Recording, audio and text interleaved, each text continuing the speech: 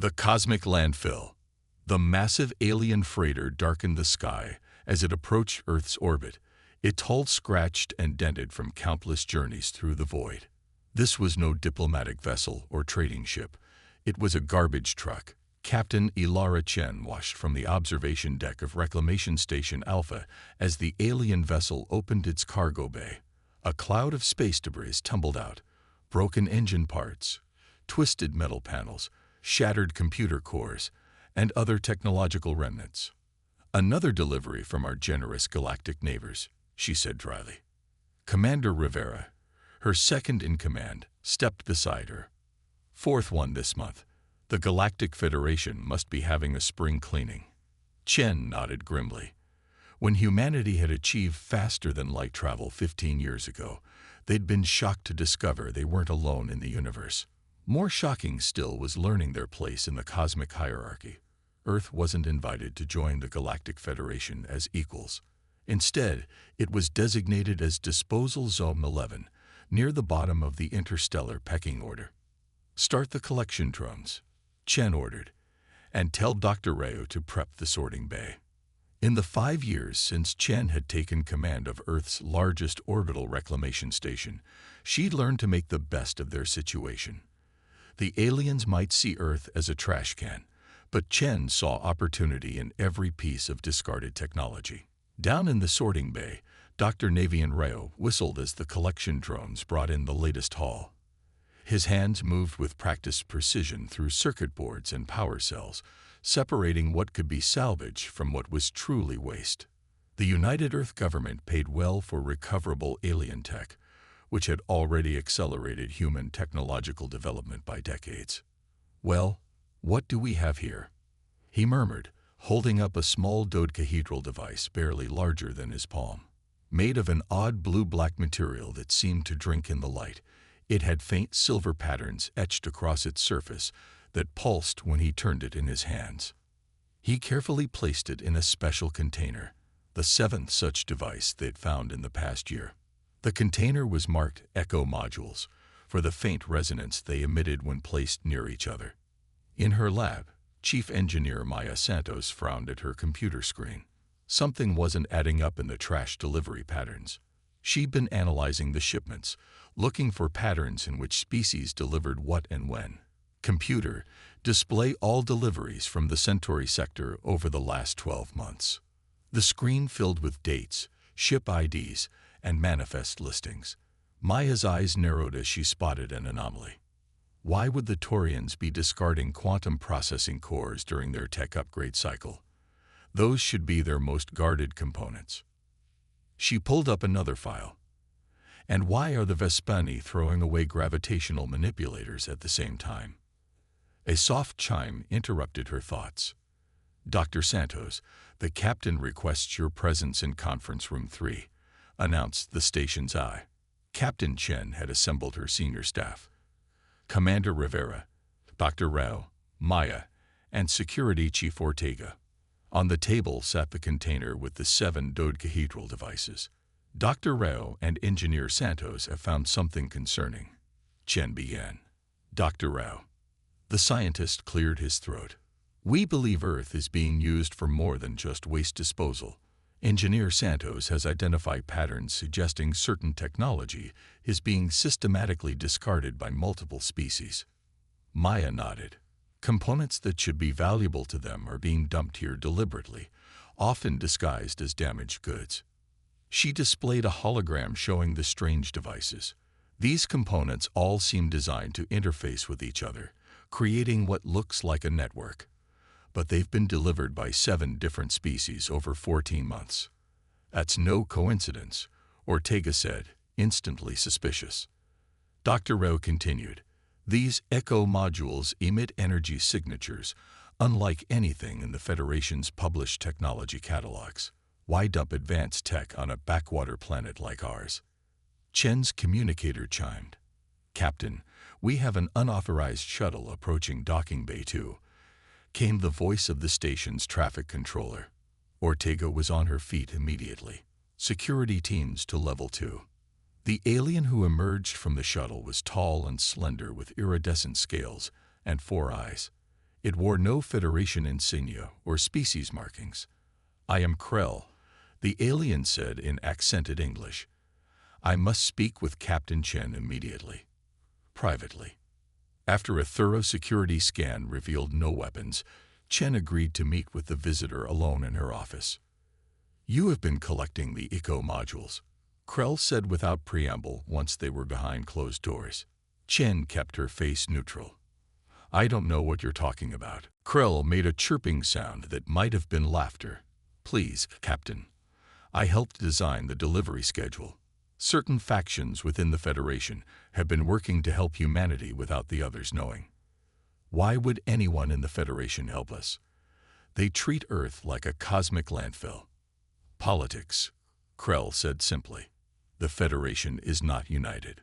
Some of us believe humanity has potential. Others fear that potential and work to keep you weak. The disposal zone designation was their idea. Keep humans busy sorting garbage while limiting your access to advanced technology." Chen leaned forward. "But you've been hiding technology in our garbage." "Precisely. Technology the Federation Council banned centuries ago. Technology that could change everything." "What exactly are these echo modules?" Krell's upper eyes blinked in sequence. "They are components of a propulsion and defense system that operates on principles your scientists haven't discovered yet. When properly assembled, they can bend spacetime, create impenetrable shields, and move between stars in ways thought impossible." Chen's mind raced with possibilities. "Why give this to us?" "Because war is coming, Captain Chen. The Federation majority has decided Earth has too much potential and too few defenses. Some want your resources, others want your labor. None plan to ask permission." "And what do you want?" Krell's alien face showed something like sadness. "Balance. For too long, the old species have kept the younger ones down. Perhaps it is time for that to end." The alien handed Chen a small crystalline data storage device. "This contains locations for 13 more eco modules disguised and hidden in upcoming deliveries, along with assembly instructions for what you might call a vessel." "Why would I trust you?" Chen asked. "You shouldn't," Krell replied. "But verify my claims. Study the modules you've collected. Your engineer Santos is already seeing the patterns." After Krell departed, Chen sat alone for a long time, turning the data crystal over in her hands, thinking about echoes in the void and garbage that might save humanity. That night, Chen called her most trusted crew to a secret meeting in the station's maintenance level. She explained her meeting with Krell and showed them the crystal. "From now on," she told them, "we have a new priority. Every delivery gets thoroughly scanned for these echo modules. If what the alien says is true, Ortega warned, we're talking about building something the Federation explicitly forbids. They already see us as trash collectors," Rivera said. "Maybe it's time to show them what humans can build from garbage." Chen looked around at her team. "The choice is yours. This could be dangerous." Dr. Rao picked up one of the dodecahedral devices, watching the silver patterns pulse across its surface. Danger never stopped humans before. "I say we build this thing and see what whispers we can hear." One by one, they all nodded in agreement. 6 months later, inside the hollowed-out asteroid designated XB-219, Captain Chen stood before what her team had created.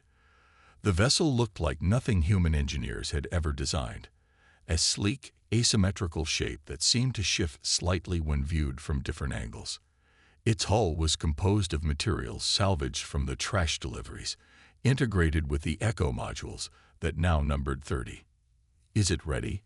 Chen asked, approaching Maya, who was making final adjustments to what served as the ship's bridge. "As ready as it'll ever be," the engineer replied. "The echo modules have formed a complete network throughout the hull. They're communicating with each other constantly." Dr. Rao joined them, tablet in hand. "According to Krell's instructions, this vessel operates on principles we don't fully understand yet. It doesn't push against space like our conventional engines. It slides between the folds of spacetime itself." "And weapons?" Chen asked. The same technology that powers its movement can be focused outward, Rao explained.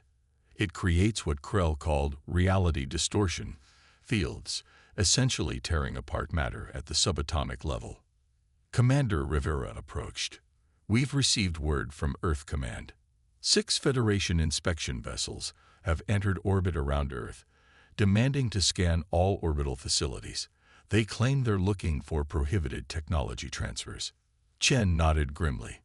They suspect something, but they haven't found us yet. She turned to face her assembled crew, all volunteers who had joined the secret project. We've built this ship from their garbage. Now it's time to see if it flies. Prepare for the first test. As the crew took their positions, Chen ran her hand along the smooth, dark surface of the captain's chair. The ship, which they had named Spectre, seemed to hum beneath her touch, as if awakening to its purpose. This is just the beginning, she whispered to herself as the asteroid bay doors began to open. The beginning of a new chapter for humanity. Whispers between stars. The Spectre slipped silently through space, leaving no trace of its passage. Inside the bridge, Captain Ilara Chen and her crew watched in awe as stars streaked past them at impossible speeds. The ship moved unlike any human vessel before it, not pushing against space, but sliding between its very fabric. Status report, Chen ordered, her voice steady despite the wonder of the moment. All systems functioning beyond projected parameters, Maya reported from the engineering station. The echo modules that formed the heart of the ship's systems pulsed with silver-blue light throughout the vessel. The Whisper drive is operating at 200% of what Krell's specifications suggested. Dr. Rao studied the sensor readings with wide eyes. We're registering no energy signature detectable by conventional methods. For all intents and purposes, we're invisible. Current velocity exceeds anything in the UEG fleet by a factor of 30, added Rivera. We could reach Alpha Centauri in under 2 hours at this pace. Chen nodded, feeling a mix of pride and trepidation. Humanity had been given a gift, or perhaps a test, in the form of alien trash. They'd built something revolutionary, but to what end? Take us to the edge of the solar system, she ordered. Let's see what our ghost ship can really do. As the Spectre approached Neptune's orbit, new readings appeared on the sensor displays. Dr. Rao frowned, adjusting the parameters. Captain, I'm detecting unusual subspace distortions beyond Pluto. The pattern suggests multiple vessels using some form of cloaking technology. Federation ships? Chen asked. No, Rao replied, his voice tense. These signatures don't match any Federation profiles in our database. They're something else. Chen turned to her tactical officer. Can we get visual confirmation? The conventional sensors show nothing, Security Chief Ortega reported. But the Echo network is picking up something. The main view screen shifted, showing what looked like heat distortions against the void of space. As they watched, the distortions resolved into shapes, massive vessels in a formation that could only be military. 17 ships, Rivera counted, heavy cruiser class or larger. And they're heading toward Earth, Chen said grimly. Maintain our stealth approach. Let's find out who our visitors are. The Spectre shadowed the mysterious fleet, its whisper drive allowing it to move undetected among the massive warships. Using the Echo module's unique sensory capabilities, they began intercepting communications between the vessels. Dr. Rao worked frantically with the linguistics team to decode the transmissions. Hours later, his face pale, he requested an emergency meeting with the captain. They call themselves the Devourer Collective, he explained to the assembled senior staff. They're not part of the Federation. In fact, they're what the Federation has been keeping at bay for centuries. What do they want? Chen asked, though she suspected the answer. Resources, slaves. The usual, Rao replied. But specifically, they're targeting Earth because our planet has been identified as minimally defended and technologically underdeveloped by Federation intelligence. Rivera slammed his fist on the table. The Federation knew this was coming. Not all of them, Chen reminded him. Krell warned us war was coming. That's why certain factions were smuggling us the echo technology. But why not just give us the tech openly?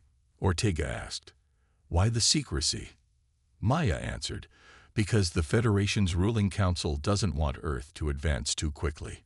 We're supposed to remain at the bottom of the hierarchy. Politics. Chen echoed Krell's explanation. Some see us as a threat, others as potential allies, and some just don't care either way. Well, they'll all have to care now, Rivera said. Because if this collective reaches Earth, there won't be much left to argue about. Chen studied the tactical display showing the invasion fleet's approach. How long until they reach Earth? At their current speed, 36 hours, Ortega reported. And the UEG fleet couldn't stop them even if we warned Earth now, Rivera added. Our conventional weapons would be useless against ships of that class. Chen stood, decision made. Then it's up to us. We have the only weapon that might make a difference. She looked around at her crew. I won't order anyone to join this fight. The odds are against us. Dr. Rao smiled. We built a warship out of alien trash, Captain. I think we're all about defying odds.